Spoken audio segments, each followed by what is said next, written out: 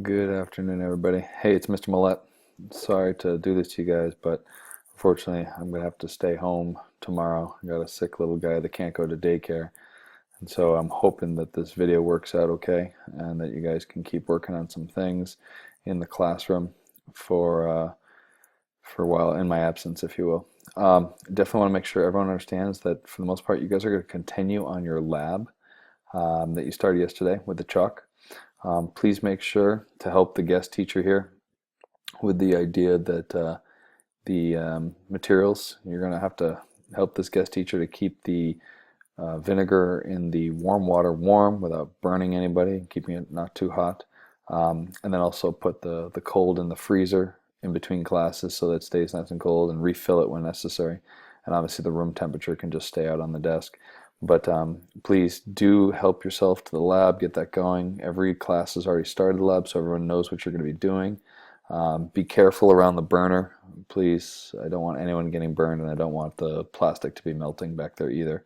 But also, as you finish each section, can you do your best to go and clean the graduated cylinders, wash them with the two brushes and a little bit of soap, and then make sure you try and dry it out as best you can before going and putting it back on the desk for the next person to use. Um, if need be, Miss Diamond next door should be able to help with any other supplies. Like if you run out of chalk, there's chalk right underneath on the bottom drawer, not bottom drawer, but the bottom shelf. When you walk into the closet between the two classes, there's extra chalk there. And also more vinegar underneath the desk in the center of the room.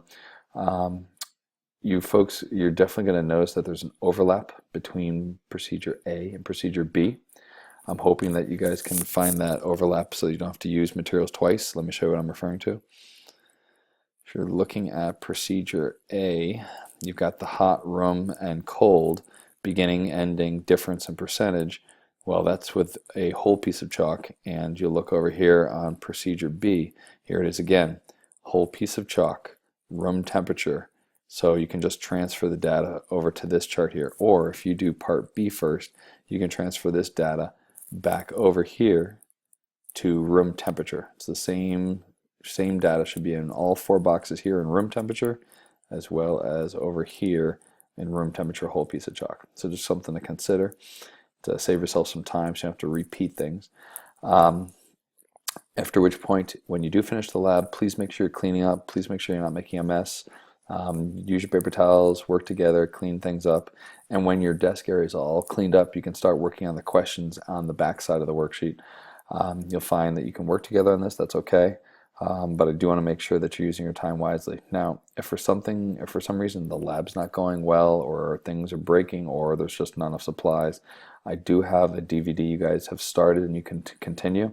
The DVD should be over in the milk crate, which is over by the window, over behind my computer chair. And the DVD was called Fuel. You guys did start this already.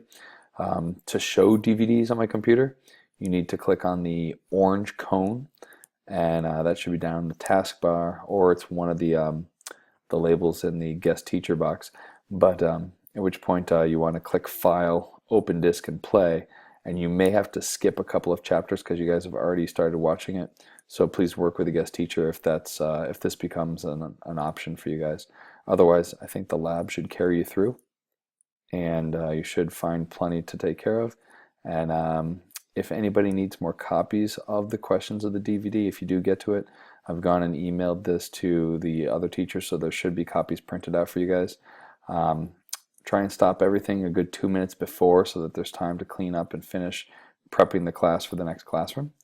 And guest teacher, the next portion here is for the academic study period. Obviously, students, I will see you on Friday for the field trip. I really hope the kid's better by then.